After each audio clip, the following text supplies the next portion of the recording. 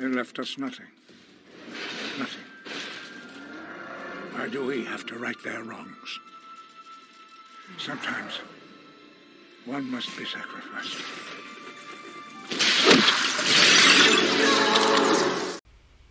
Hello and welcome to the Loose Butthole Reviews. I am your host Smokey, and joining with me as always is my co-host Spooge. Hello. And we got another co-host joining with us again finally. We have Omi decided to join us on this one. Yo yo. And as always, before we all get into the review proper, I've got to give the 3 rules of our rating system. The first rule is it must be a fraction of 5. 1 means we hate it, 5 means we love it. Rule number 2, if we want our money back, we give it a good old Jeff Goldblum. And rule number 3, if we all agree that's doing the review, it deserves a God tier, a 6 out of 5, then it will get a God tier. And today we are reviewing 9 from 2009, released on September 9th, to be more precise. Numbers. Oh, it's because it's 9909. You get it? Yeah. And this is coming out on the 9th, so. Synchronicities. Hell yeah.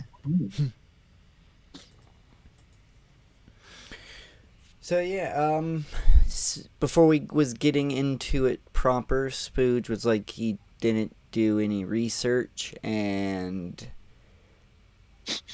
there is no research to do. There's kind of seemed like there's a little bit. I mean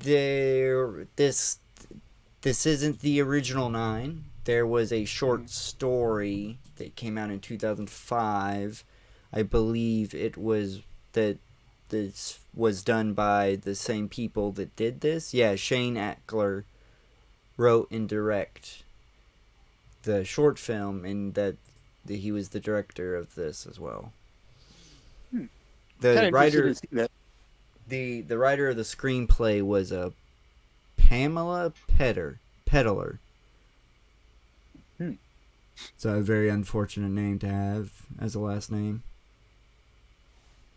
Gotta peddle something.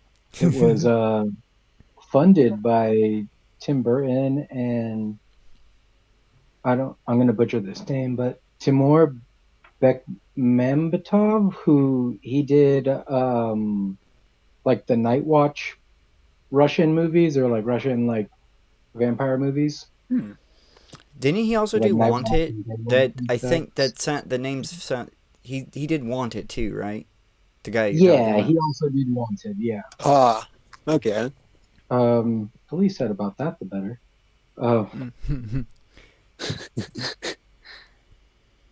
Is that where they made the bullets bend? Yeah, that's where they make the bullets. That's all I remember from that. They had a pretty good video. It had a pretty good video game. I'm not gonna lie. I enjoyed the video game that they had. The video game was fun. And Yeah. they at least gave him his suit from the comic books, which is dope. I was so mad when that wasn't in the movie. Well, is that a comic? Yeah, so it was based off of a comic that, but only in name only. It doesn't really follow it at all. Mm-hmm. But you know, this is not a podcast I wanted. We should get back to 9, but I wanted to add that the video game was kind of like a Punisher situation, where it was like a pseudo sequel to the events of the, of the movie. Yeah. Does 9 have a video game? There was a video game actually of 9. It was released on mobile platforms, iPhone and iPod Touch, called 9 the Mobile Game. This movie is so visually cool. How they did not get like a console game? Yeah. It's crazy to me. 2009 was like the year that they stopped doing that, where everything had to have a video game attached to it. That was around at the end of that era. Because like these guys all look like little sack boys. It seems like rife for Sony to like take and make a game out of. Oh Oh yeah, yeah, definitely. while we were watching it, that I kept making comparisons. Like they could literally just take the movie and use the movie as the cutscenes and splice in little segments in between the cutscenes. Oh, definitely, definitely. It kind of has like a odd world sort of feel to it, also. So, Hmm. Oh yeah, definitely. And the I, the 3D animation is very like early PS3 game ish, like the games that tried to have the graphics kind of like the gameplay graphics, but they still weren't one for one. Mhm.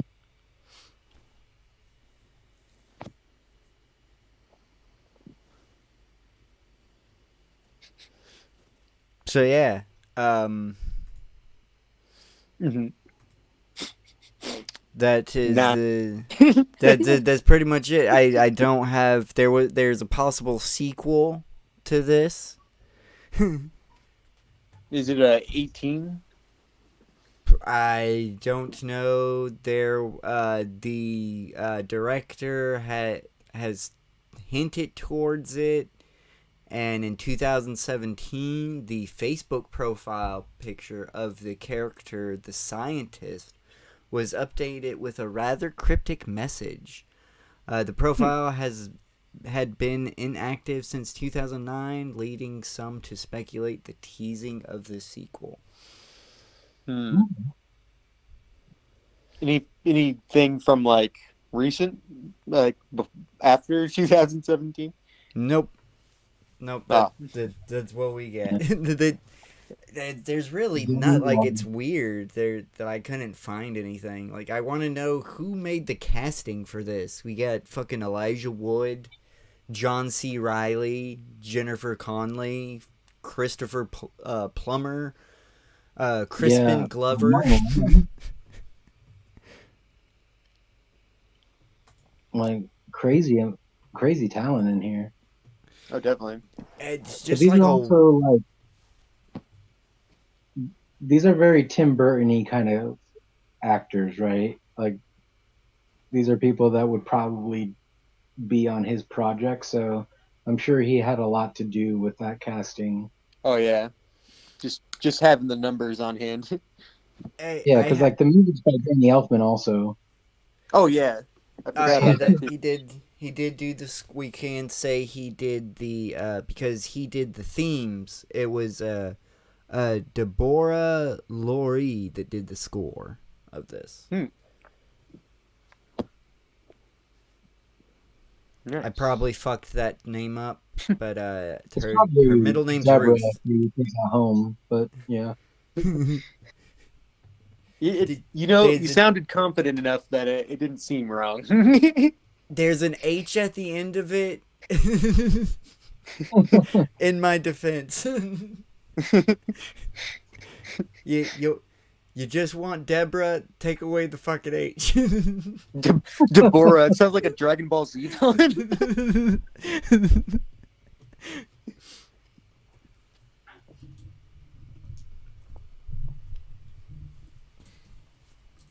But yeah, so do you guys want to get into the plot? There's not a lot of it. Oh yeah, um, sure. yeah, I mean, if you can get into the plot synopsis, that'd be great because I was just gonna go through the Stitch punks and try to stitch it together with that. Okay. All right. So we'll tag team this thing then. So yeah, there's not a lot of plot to this movie because so it's based off of a short. Obviously, we mentioned that before, but the movie itself is only 79 minutes. It's really fucking short. Like I was a little surprised when I watched it recently for the show because I remember going to see it in theaters when it came out, but I I feel like I only really remember like the trailer because it had like the Coheed and Cambria Welcome Home song, and it Hmm. seemed really action packed and stuff. And the movie itself Yeah, I only is remember the skeleton dog. yeah, it just it feels like the movie was pretty much the trailer for the most part, just from how short it was. But basically,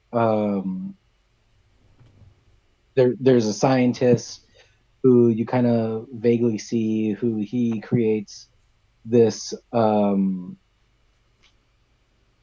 this like sentient machine that apparently takes over because this is very post-apocalyptic. And the machine's called the fabrication machine. Oh And well, then- he kind of makes the machine for. We can go ahead and say that he was forced to make the machine for a Nazi-esque regime. Right, a dude called the Chancellor who is very, very Nazi-like. Oh yeah. I mean this they did what I wish Wizards did and just slightly edited the imagery so you can't fucking accidentally brainwash your child. It's like, oh, I want my child to watch this cool thing, but now he's like researching Hitler a lot more, and he wants to read my Kampf. And he keeps reading biographies about Walt Disney. I don't know what that's about. It's like, oh, I probably shouldn't have showed him Wizards. But yeah, so it makes the fabrication machine for this dude called the Chancellor, who doesn't seem like a very nice guy. And the fabrication machine essentially is Skynet or whatever. It takes over. And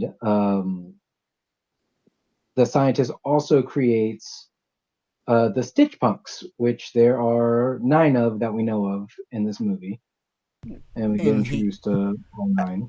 I like that there is a subtle like machine science versus magic theme going on in this because he doesn't use traditional science to make the Stitch Punks like he made traditional science to make the crafter, the builder, the building machine. No, Voldemort did his soul. Right. He does more like alchemy and like the I legend mean, it of, like, is alchemy. It's straight up alchemy that they borrow from, because this is technically you are supposed to be able to do this with alchemy. And Voldemort. Yeah, he makes Horcruxes. Right. He splits his soul up just like old Voldy into nine little ragdolls. With weird goggle glasses. They look real cool. And they don't wake up all at once. It seems like like 5 of them, like 4 or 5 of them woke up, and then a couple more decided to join them, and then the last one just randomly woke up eventually because they're separated. Right, and like the youngest one seems like I guess he wakes up last. He's voiced by Elijah Wood, and that's who we follow. He seems to be like the most like wide-eyed. They're all pretty intelligent, but he's like very thoughtful and he's very innocent, right?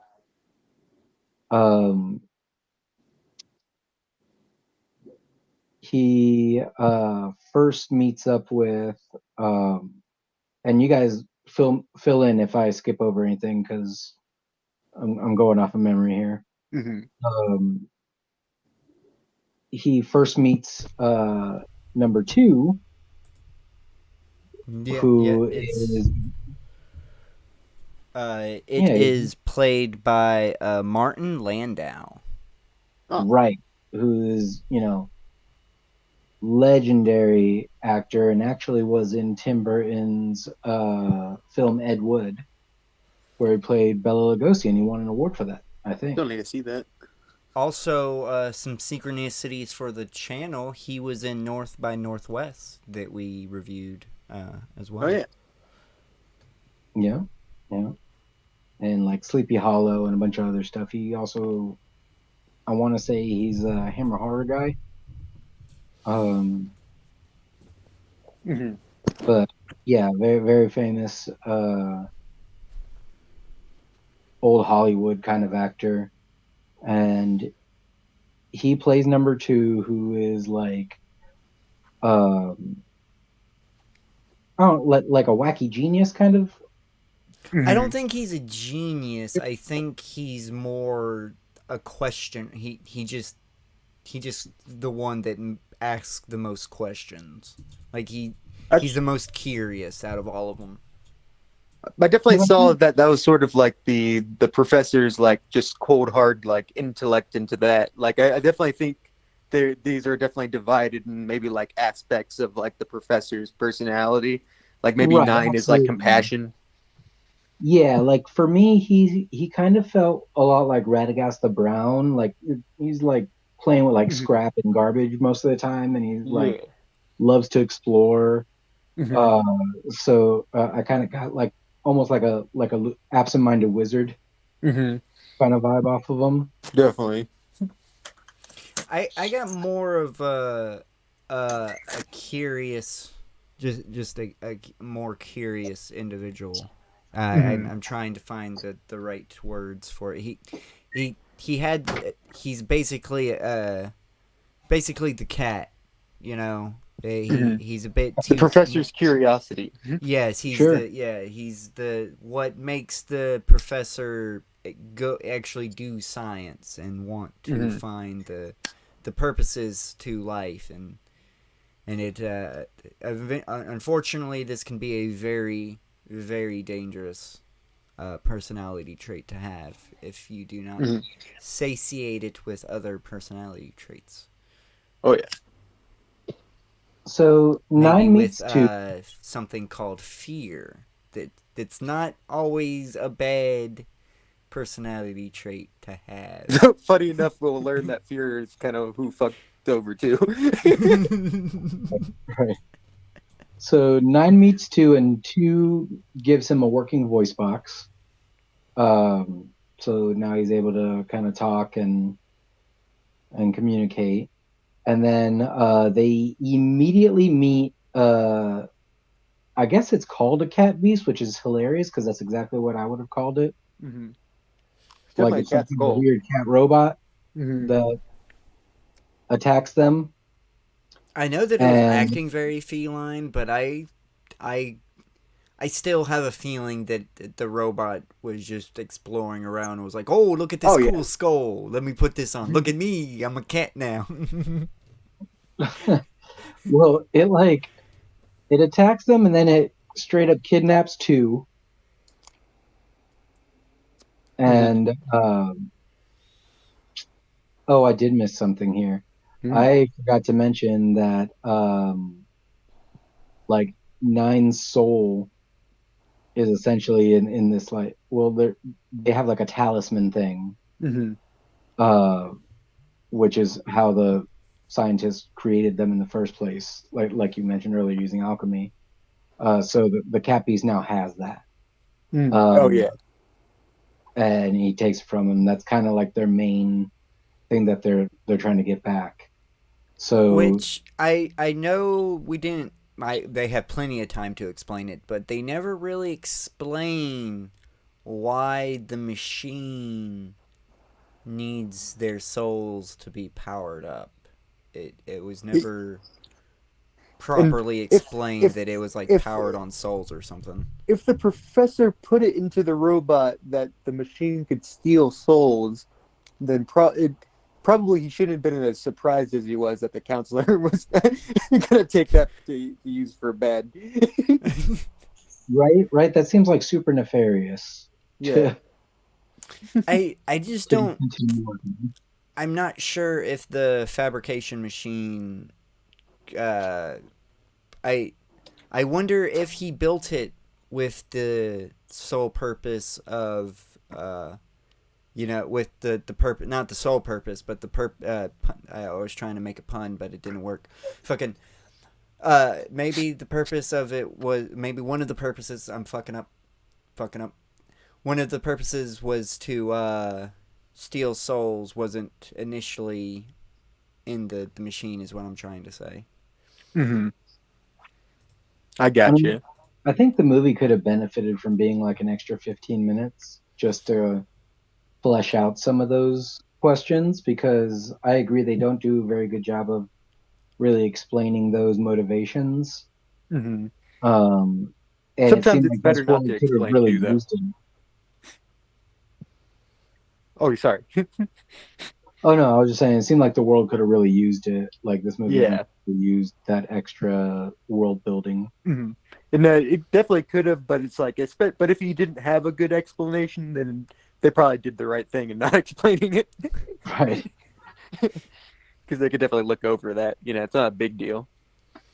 So nine, is overwhelmed, and then he gets knocked out and awakens in this tower,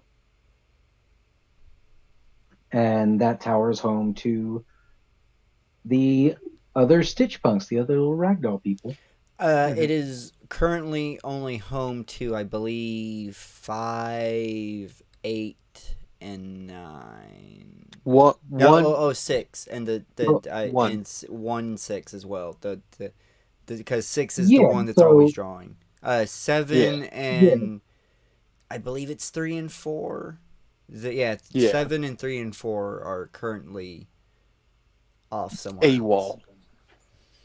so one who is voiced by Christopher Hmm. Plummer, another like legendary actor, Oh yeah. um, I is believe he was in de No facto Man's Land leader. in 1994. I do not quote me on that though. Never seen it. Yeah, I'll take your word for that one. I don't know. I'm not gonna fact check you. Hey, You could if tell I'm me this right, thing I'm Turbo glad I'm Man and right. G all the way, and you've been like, "Yep." Mhm.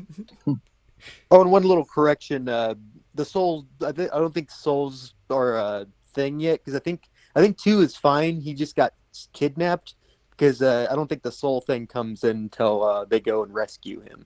Yeah, the 5 and 9 decide to go Yeah. rescue, which is this very Mhm. video game esque where it's like, oh, the opening part that introduces you to the the essential characters are Like, is over. It's mhm. time. Against one's wishes, who seems to be sort of ruling over this. These guys, like Right. He keeping seems to him be the keep him leader. hiding. Um, for whatever reason, eight is just like a big bruiser, which out of all the like, if the scientists split his personality up, where the fuck did that guy come from? Apparently, it was the brutish ruffian part of his Mhm. personality. Apparently, he had some ruffian in him. He You was know, he had a little bad pace. little Shirley. Yeah, they'd always go and give wedgies to the geologists back at his college. Yeah. Hey, grew up on the wrong side of Harvard. You don't mess with those engineers. So we meet 185, who is like he has like one eye and also a little wacky. And then there's the unstable number 6, who is Crispin Glover, and yeah, that man's just crazy in everything he does. There's no real. I think he only has he has very few lines, actually, like speaking lines in this. I bet you anything is because they couldn't keep him in there. In the Uh, recording booth. It's hard to keep George He McFly around, man. kept trying to escape because he thought he was in a jail. But five is voiced by John C. Riley. He's my personal favorite of the bunch. I thought, as far as like how little time we have with all the Stitch Punks, he's the one that makes you care the most about him. Yeah. Besides, obviously Nine being the main character. He's like he kind of reminded me of like Ratchet in Transformers, and just kind of like the medic. Hmm. Very sweet, but they little hesitant. I want to point out the personalities of the Stitch Punks that we met so far. One is, of course, fearful. Apparently, it's also arrogant and cowardly as well. Mm-hmm. Oh yeah. Two is the creative and genius portion of the. So we were all right on that. The 3 and 4 were the intelligent, energetic historians of the. We didn't meet those yet. My bad. Oh. But yeah, the historian part. Yeah, the energetic. They make sure to point out that it's energetic. But number 5 is actually the healer part of the. It's like and also the peacemaker. 6 Wish healer was part of my personality. 6 is the artistic portion, and 7 is the fighter portion, and 9, of course, represents and just is the scientist personality altogether. Apparently, it just represents the scientist. They could have easily said compassion, and then that would have worked.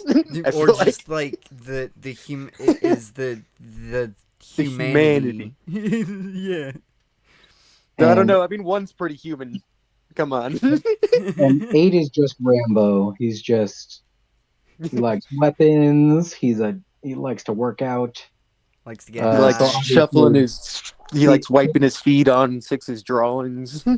So, obviously, like, the scientist was a little bit of a gym rat and a bully. Oh yeah. And a pothead. He got the magnet out and was affecting his brain waves. So I can see the scientists bullying artists. Right. Like, this isn't practical. But he has an artistic personality part of his that doesn't make sense. He probably bullied his friends. See if that, because he separated it out into just that one thing. Of course, he's going to bully the other parts of his personality. I mean, do we not bully ourselves sometimes? True. Touche, my friend. Touche. So, after a little bit of arguing with number 1, 9 and 5 decided to go and save 2, and they head over to the factory. Things immediately fuck up for them, though. They lose their map. Oh, absolutely. These 2 are not skilled in anything to allow them to mount a rescue at all. And you're at the part where they haven't even let you pick your class yet, and the only character we have is a healer, so he does very little damage. You got a chemist from Final Fantasy, and all he knows how to do is throw potions. He ain't ready for shit in the real world. So, they go over there, and of course the cat beast finds them and attacks them again. But this time they're saved by 7, voiced by Jennifer Connelly, and she's the lady. She's the Lady Ragdoll. Mm-hmm. Represents the little bit of femininity we have in us all. I want to say I want to point out that the twins are very androgynous. Androgynous. Yes, androgynous. Yeah, they very. They could be either or. They could go either way. To be honest, They could. True. So, I should say 7's the only one that we know for sure is a Lady Ragdoll. And here's where 9 shows that curiosity is not necessarily always a good thing. because he turns on the fucking fabrication machine by sticking the talisman in it, Oh yeah. and then it just murders two.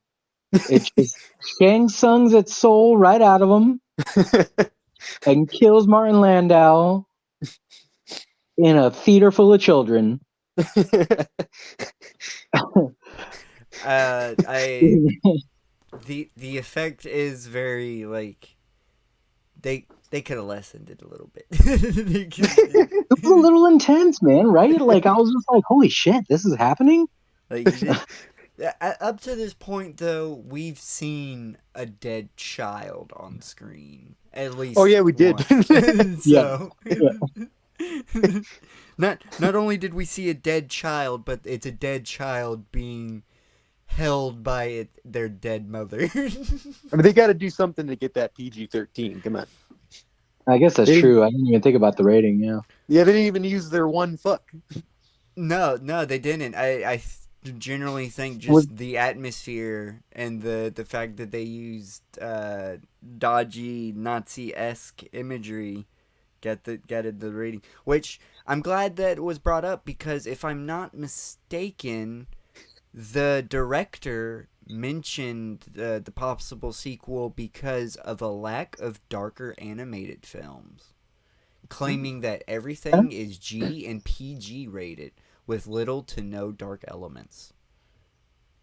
I agree with that.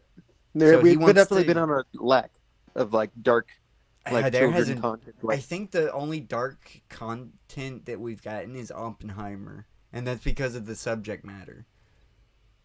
Yeah, but that's not for kids or aimed at the family. I think that movies are. It shows a butt. That's what I'm using. It's a perfect example of what I mean. It's like the one dark thing that we get isn't even for fucking kids. Yeah. So 9, 5, and 7, they hightail it out of there. They see their homie die, and they're like, "Nope, can't go back. He's dead." And they get to like this. It's probably one of my favorite scenes in the movie. Is this abandoned library that just looks so cool, and that's where they meet 3 and 4, who, like you're saying, is they are pretty androgynous. They don't have voice boxes. They kind of communicate with like eye flickers and stuff. Which my fear, I could never talk to them. I couldn't. It's like, oh, stop that. I don't know. I'm not. I don't believe I'm epileptic, but I don't really want to risk it. They get up in your face and go. Oh God, yeah, and then you just have a seizure. No, it's like no, thank you. I'm sorry. The strobing, anything that strobes or flashes really, really fast, I have to turn away. Just not case. About that life. I get it. Because it's sometimes a specific color of light that triggers it as well. So you got to be very careful. And also, that's something that could just like show up in your life at like any point of your age. Right. So you can never run away from it. I want to bring up, this library gave me strong Twilight Zone vibes from the one episode that almost everything references the dude that gets all the books and then he breaks his fucking glasses. Oh, cool. Yeah, I didn't think about that. I totally get those vibes that does from make a lot of sense. I was like, oh man, this is that. I wish they totally should have had did a reference, like showed a skeleton beside a broken pair of glasses. That would have been a great fucking reference. Oh yeah. I kind of got like, and this is gonna sound weird as hell, but I kind of kept thinking about like the Pokemon Mansion in Red and Blue. Oh yeah. Oh fuck where yeah! You learn, like, Mewtwo. Yeah, where you learn Mewtwo's origins, especially because like the very next scene is the twins teach 9 about the fabrication machines, like origins, and that's where we see like the Chancellor and stuff like that too. And that's Um, the final boss of the video game, just like Pokemon Red, Blue, and Green, and Yellow. yeah, like I was just like, this is Mewtwo, man. Like, That is cool. Yeah, nice. The creation gone wrong. Oh, and exactly, we got exactly. some fucking bone Pokemon too running around. This is just Pokemon.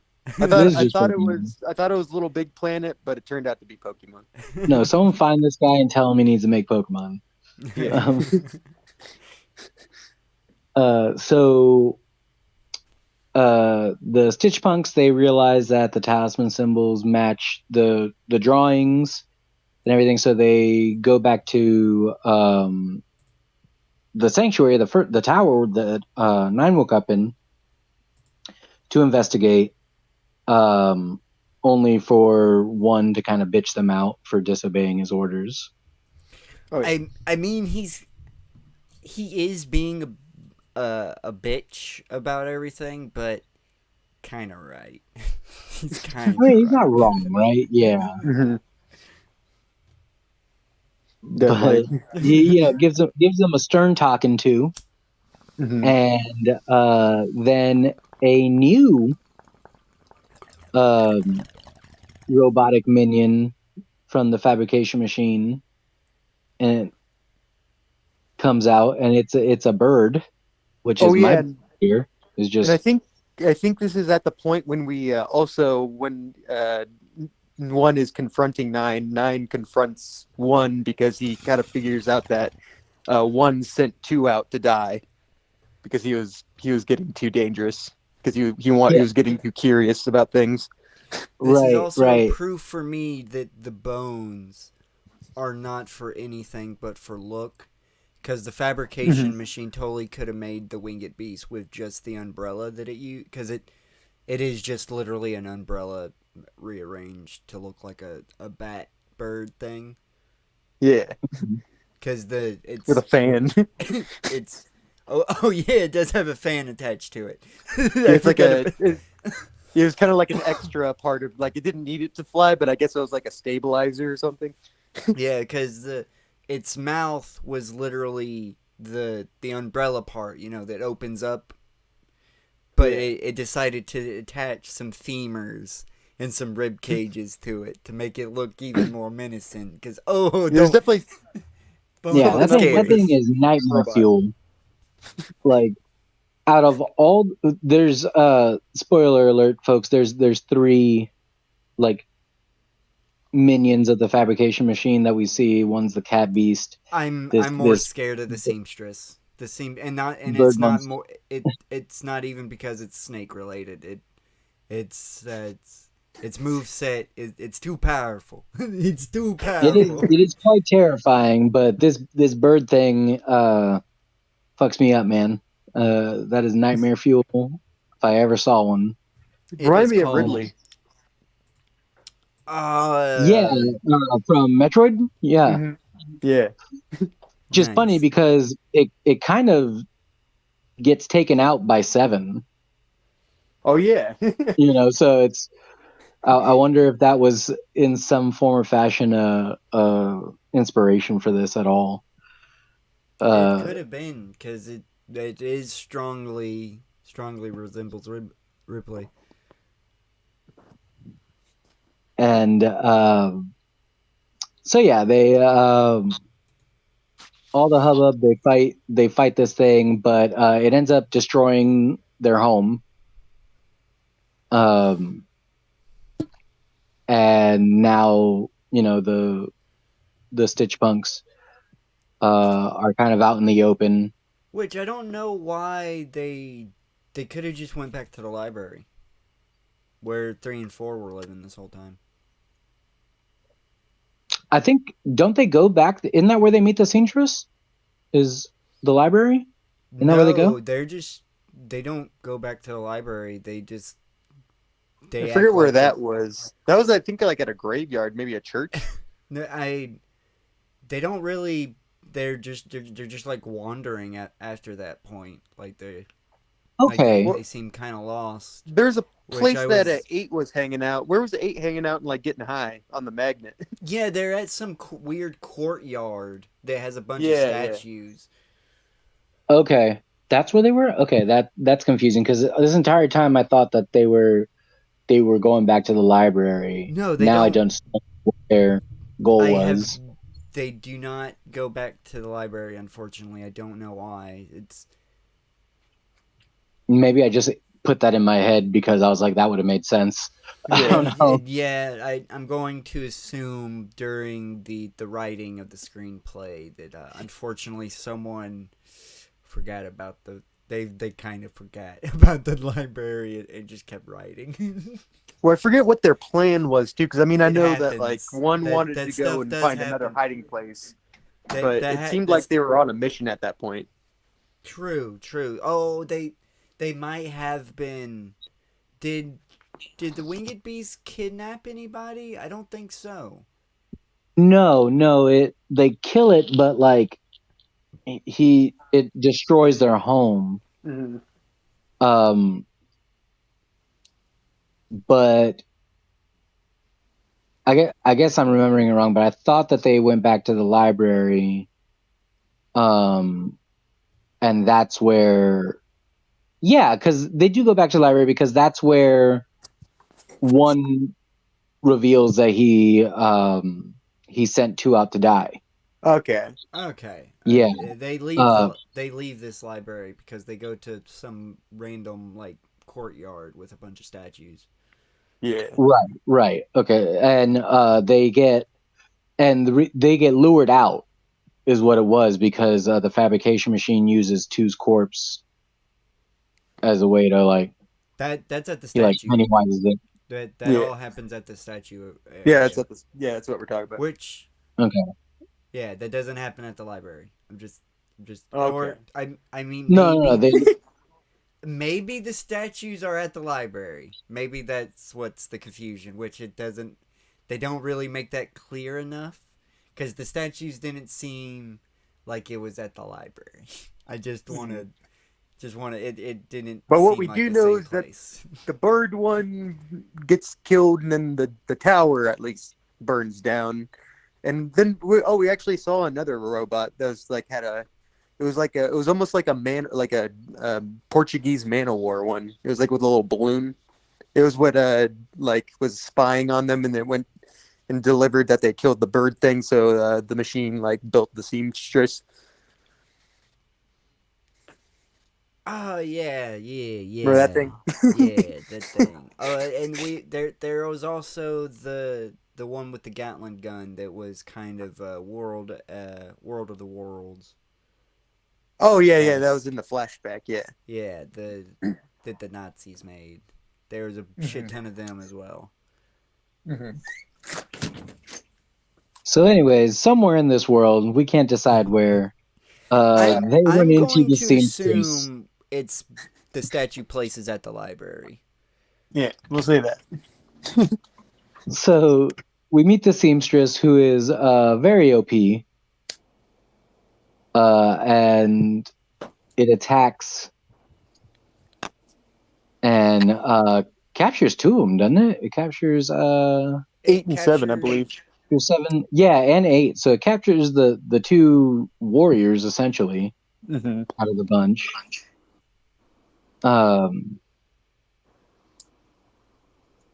While the others essentially, take time out of their day to give two a proper burial. Mm-hmm. Then 9 goes off by himself to fight the seamstress. I almost said the sorceress. I was watching He-Man earlier. You can tell. Goes off by himself to take it on, and actually does a pretty good job. And he saves 7 and 8. Meanwhile, the other ones are going back to the factory to destroy the other machines. So now they all re-team up, and obviously the big bad Mewtwo machine is too powerful. So Nine's big plan is to sacrifice himself to the machine and distract it long enough for the others to pull the talisman out and depower it. One finally stops being kind of a bitch and After almost sacrifices blowing up himself. 7 and 9. After killing 2 and almost blowing up 7 and 9, he's like, you know what? Maybe I'm wrong. And Well, he also kind of fulfills a prophecy that he's been saying himself the whole time. Sometimes you have to sacrifice one to save the many. Right, exactly, which is his whole mantra. Oh yeah. Yeah, pretty so much. This one is finally sacrificed, and he saves the many, which does happen. Yes. Right, and he, gets his soul sucked by the machine, given 9 enough time to pull the talisman and destroy it.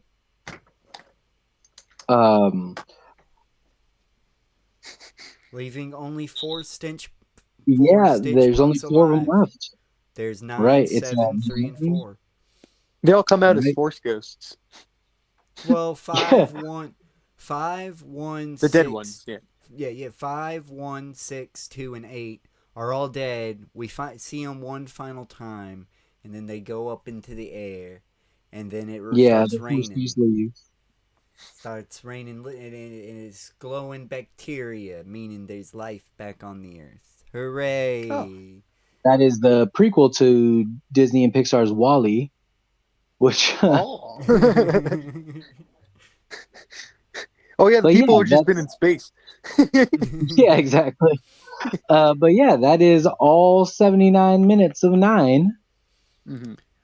Which it really doesn't feel like it. It doesn't. It feels so much shorter than it is. It's already pretty short. Yeah, I mean, like I said, I think this world was so interesting that it could have benefited from being a little longer, which is not something I say normally. Yeah. I feel like a lot of movies are too long. Looking at you, Zack Snyder. Oh yeah. But have you this finally one watched? Have you watched the Justice League cut? Have you Me? put yourself through that? No, anybody. I'm asking. No. Oh, I definitely did, and I even saw that terrible Rebels Moon thing he just did. That was real bad too. I'm not watching. I mean, if it's requested, we will watch that. But weird thing about no, please don't do out? it. Rebel Moon. It's out. Yep. I've been seeing so many, like we were even advertising at our theater, but it never came to our theater. I think it went straight to Netflix. Oh dang! Thank Lord! Oh, thank God! Thank fucking Lord! It's on Netflix. Where it belongs. So, do we have anything else we want to say about this before we get into final thoughts, or? I mean, I would like to try to add a little 10 minutes and have everybody try to have 10 minutes in their final thoughts so we can squeeze a full episode out of this. Oh, yeah, absolutely. But I honestly don't know what else we could talk about. I mean, the budget was $30 million and it only made $48.4 million. That budget had to be used on mostly the cast, man. This cast was bonkers for this movie. Oh yeah. True. True. That is. I mean, don't get me wrong. It's gorgeous. It's a really, really pretty animated movie. It's well done. Oh, but I gotta imagine the budget went there. Yeah. We did not mention Alan Oppenheimer, the Nazi in Hogan's Heroes, was the scientist. Oh, the guy really? played that. Oh. Yeah, that was Alan Oppenheimer. Yeah. And I Tom Kane. I only know the dude that goes, "I know nothing. I know nothing." And Tom Kane So I know. played the counselor. I'm not sure if we mentioned that as well. Oh yeah, Tom Kane. Which used to do like wasn't he like the narrator of like the Star Wars Clone Fucking Wars? Yoda, dude. Yeah, yeah. Oh, And That's he fucking was Yoda. he's Yoda? Yeah, he's the voice of Yoda. Oh, I I guess he'd believe, be at Yoda least now. in the. Yeah, yeah. I think he's in the movie The Clone Wars. I'm not sure if he's Yoda in all the animated series, I only but I know know that he's like Yoda in the Clone Frank Wars Oz movie. is Yoda in like the originals. You know Oh yeah, yeah, the the original. Yeah, yeah, yeah, yeah, yeah. I'm talking about yeah. the animated Clone Wars movie specifically. Hmm. I cannot say for sure if he's in the series. I want to say he is, but I am not gonna stick to that. I think I recognize his voice definitely at least as the announcer and all like the beginning of every episode of Star Wars Clone Wars. Yeah, yeah. Which I always like that, like the radio host stuff. Yeah. Ah man. But yeah, I thought the music for this was actually pretty cool. Like they use a really they pick a really sweet moment to do Over the Rainbow. Oh yeah. Look it in, and it's like the original Judy Garland version of it. I thought that was pretty neat. Like I mentioned earlier, the trailer for this really stuck out to me because they played Welcome Home from Coed and Cambria as like the montage for the trailer. Oh fuck yeah! I need to watch that. Yeah, it was pretty dope. I remember seeing him being really excited. And now that you mentioned that it came out on September 9th, that's a day before my birthday. I probably saw that on my birthday weekend, Hell yeah! honestly. Nice. How comfortable? Well, I mean, you kind of already, but you want to keep that part in? Yeah, that's fine. Okay. Okay. Like, just what are just they gonna making do? sure. Send me gifts? But Yeah, all good, all good. yeah. Yeah, I gotta say, before we get into final thoughts, I don't remember this being perceived very well. I remember not watching this for for the longest time because everybody, again in my area particularly, did not enjoy this one. This was one that was like panned by everybody that I talked to. So I was like, it's one that I'm not gonna try. I'm gonna wait. And kind of disappointed in myself. I feel like I would have loved this if I would have gave it a chance. Mm-hmm. It looks like the reviews are kind of split down the middle from Rotten Tomatoes on this one, but I agree with you. I think this was like visually, I thought it was really, really cool. The only knock I can really give it is that there wasn't enough of it, and that's barely a flaw, you know. That's me Yeah. asking for more of this world. We need the sequel. The fucking sequel needs to come out. Stop teasing it the fucking all the way back from 2017 and give it to us.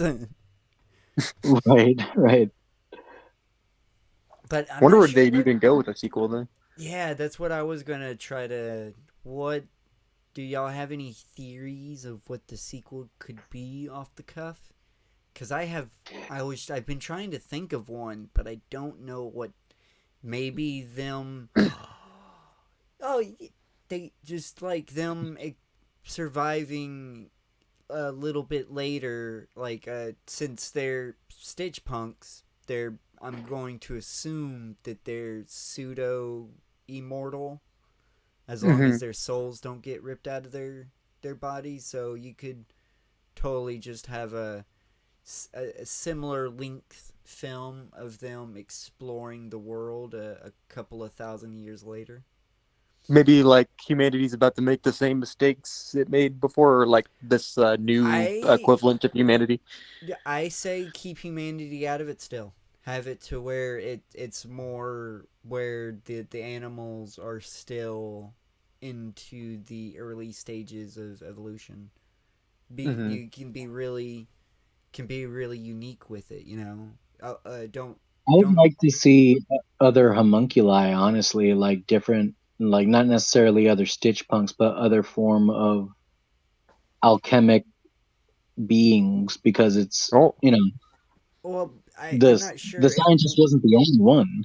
I'm not sure if I Couldn't have could been. give you that, but we can have homunculi from the bacteria. Like we can make it to where that they kind of grew since it came from the souls of the Stitch Punks. We can make it to where the visually they kind of look like it a little bit.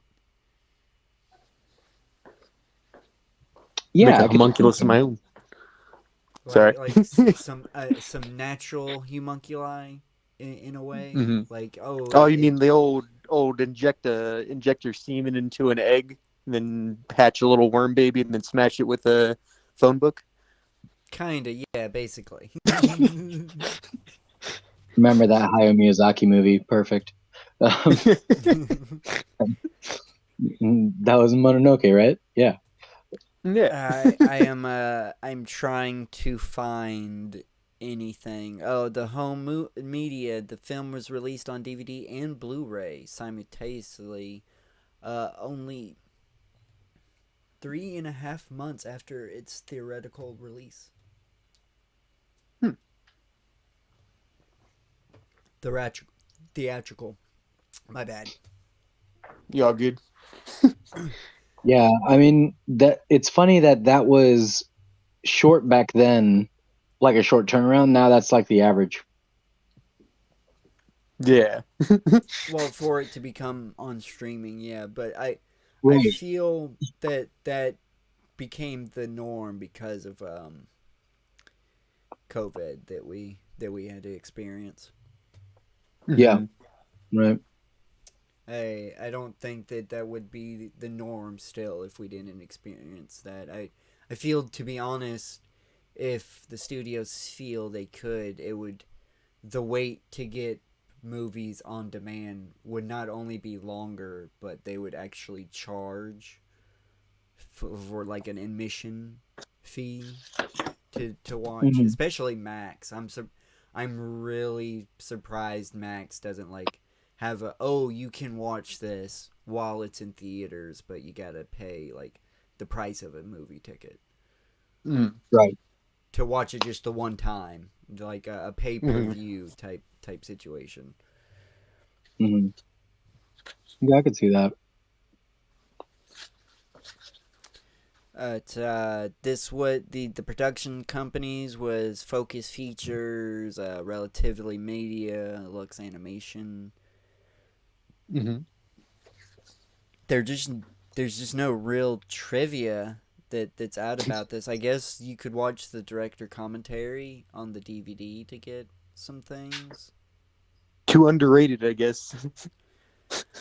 Yeah, or just not enough subject material. Yeah. Uh, I mean, there's definitely an emptiness to it that I'll go more into in my final thoughts. but Omi mentioned Rotten Tomatoes. It is very both. Oh, this is I'm very surprised by this. Is one of the movies where both critics and audience seem to have an agreement. Hmm. 57 for the critics, 56% for the audience. It's Damn. pretty close there. Yeah. And I'm gonna. That's really low. It deserves more than that. Hmm. That is for sure. And since I can't find anything else, I'm not gonna stretch this out any more longer. We can get into final thoughts. Your boy. I'm curious about, did this director go on to do anything else though? Oh. Oh, let me. Um, I totally can look that up right now. I'm on his Wikipedia page. I don't think so. No, He did he was an executive producer for Fright Crew, and it seems he did a couple of short films. Jack and It's like Tom, that's his bread and butter. a Hmm. Jack and a Tom plus minus, Crucio.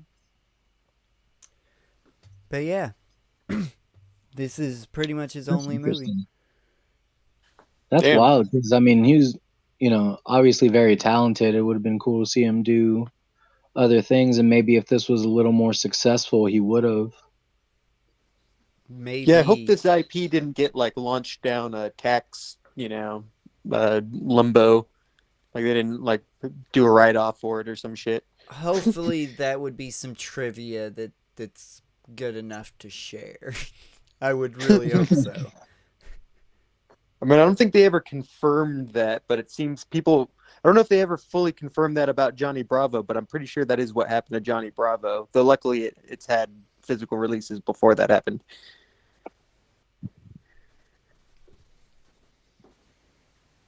It's a shame, man. It's a shame Mm-hmm.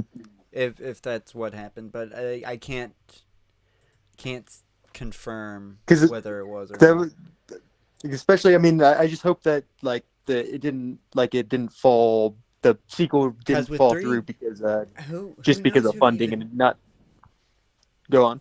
who knows who even owns the rights to this? Because it could be one of the producers. Mm-hmm. Because there's three producers actually on this. A Jim Limley, who worked on Wanted with I'm Mm-hmm. going to expect Tumor, Timur, Timur. I'm fucking that up.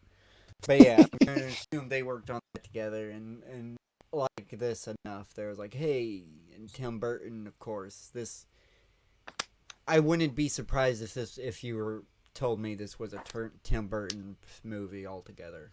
To be honest, I'd be like, yeah, Mm-hmm. that's not surprised. Mm-hmm. Right, it definitely fits his sensibilities. Not enough That spirals. and just it seems to just be his he I I know that there was a director and a screenplay. I have a strong feeling Tim Burton had a huge hand in the whole creation of this.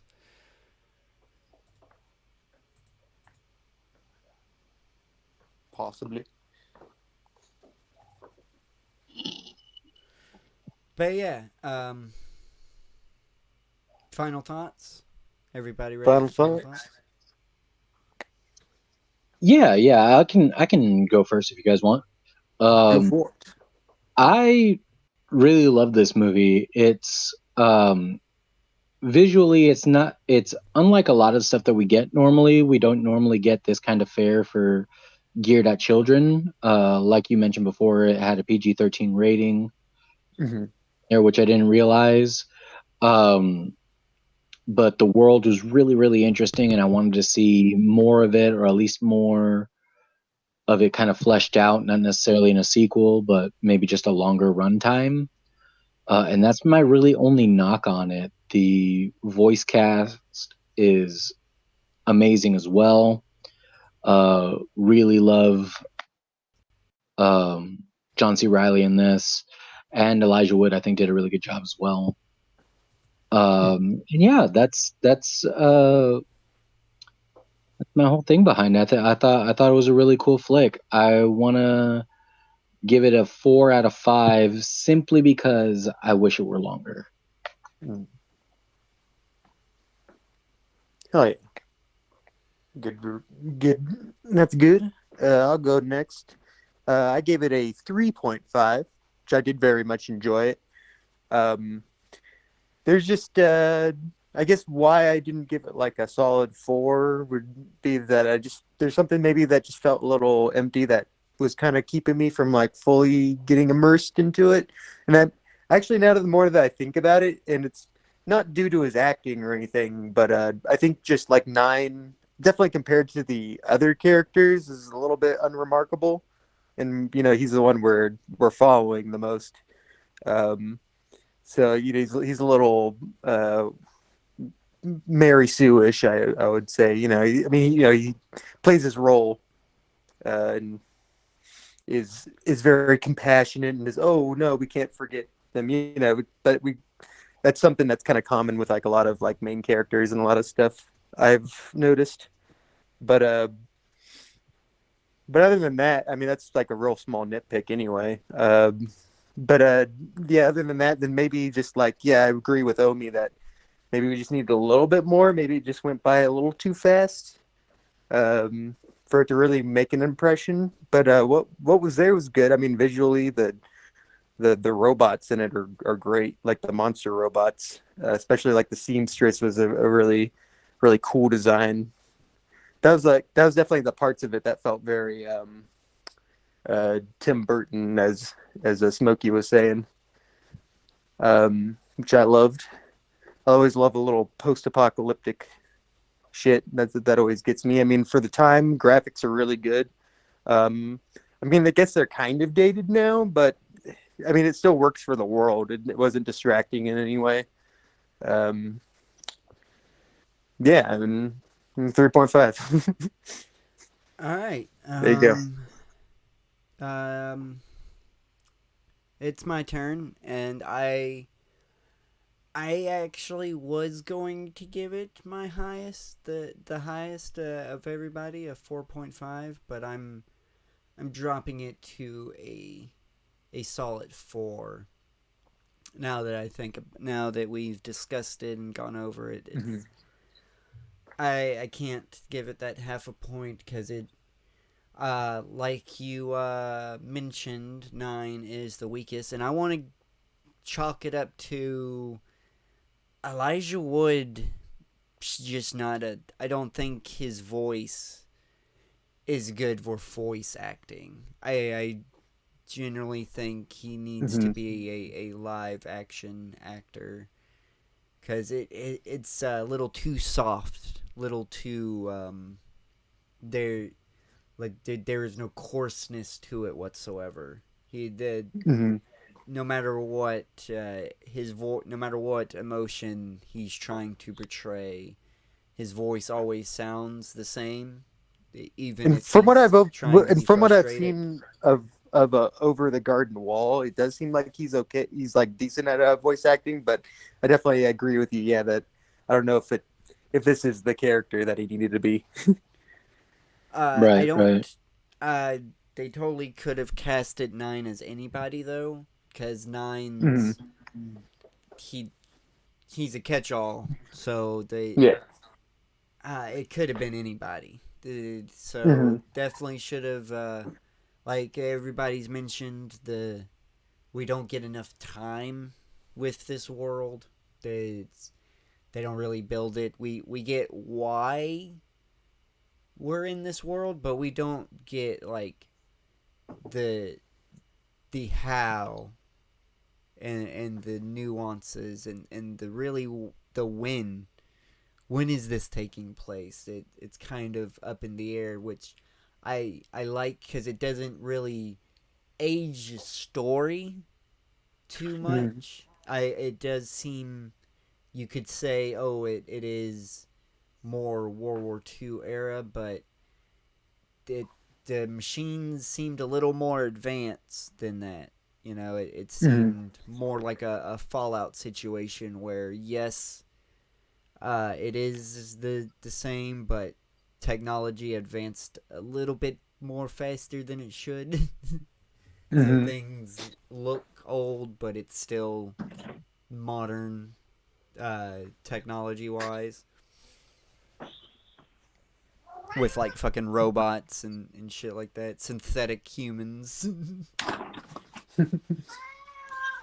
And yeah, it's just I would love a video game or fucking just a sequel. Give me that sequel. Yeah, I can't say much else.